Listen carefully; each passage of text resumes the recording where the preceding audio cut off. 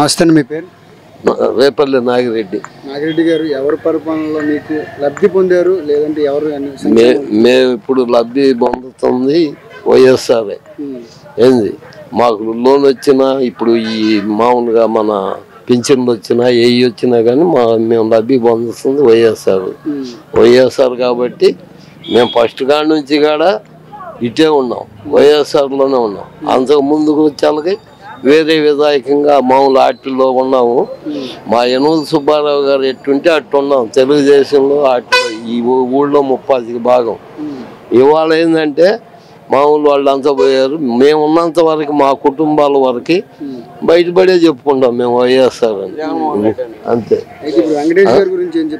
వెంకటేష్ గారు బలరాం గారు ద్వారాగా బలరాం గారు మహానుభావుడు. ఆయన ఫస్ట్ కాడ నుంచి మాకు తెలుసు. ఎందుకంటే నేను ఇంత కుర్రోడప్పటాల నుంచి అదే ఇందాక కూడా మాట్లాడా ఆయన సార్ తోటి.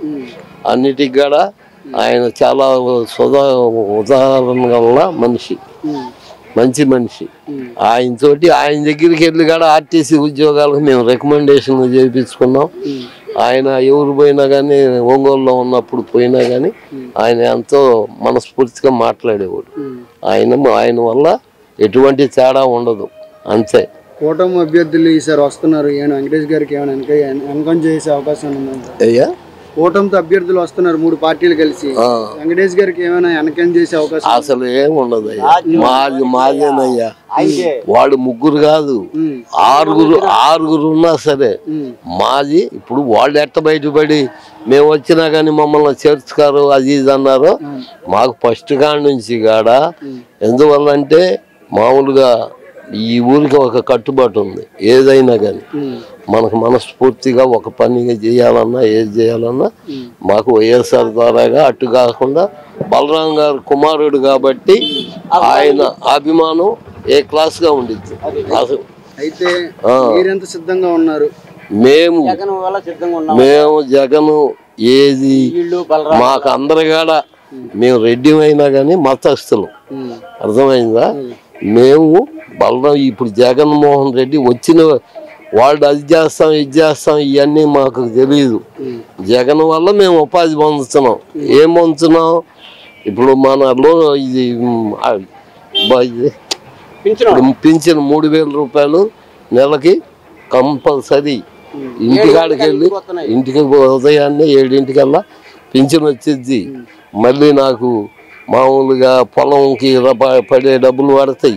ఒకరి తోటి పని లేదు, మాకు ఉంటే చాలు.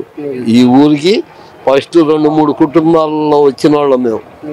ఇప్పుడు అంతా కూడా ఒక 10 కుటుంబాల లోపే ఇంత ఊరికి.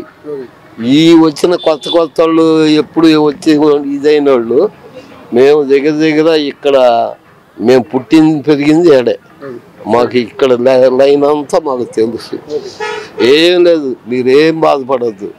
అందరు కూడా వచ్చిన వాళ్ళని సమానంగా గౌరవంగా చూసుకొని పంపించండి. మీ అమ్మడి తిరిగేవాళ్ళు ఉన్నారు, మాకంటే ఓపిక లేదు కాబట్టి.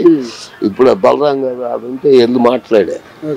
ఆయన ఎప్పుడు కుర్రతనంలో ఆయన ఉన్నప్పుడు నేను ఆడ మెకానిక్ సెట్లో చేసేవాడిని. అట్ట బలరాం గారు నాకు పరిచయం.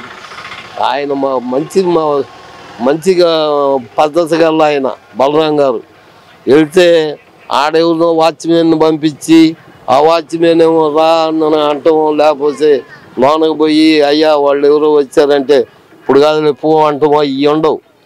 బలరాం గారు వ్యవహారం వల్ల ఒంగోలు ఆయన ఇంటికి వెళ్ళి కూడా ఆర్టీసీ ఉద్యోగాలకి మా వాళ్ళు 2-3 ఉపాధి పొందారు. నాకేంటంటే నేను వెళ్ళేవాడిని, నేను హైట్ తక్కువ, అందుకని నేను వెళ్ళా. ఇప్పటికీ చేస్తున్నా డ్రైవర్గా.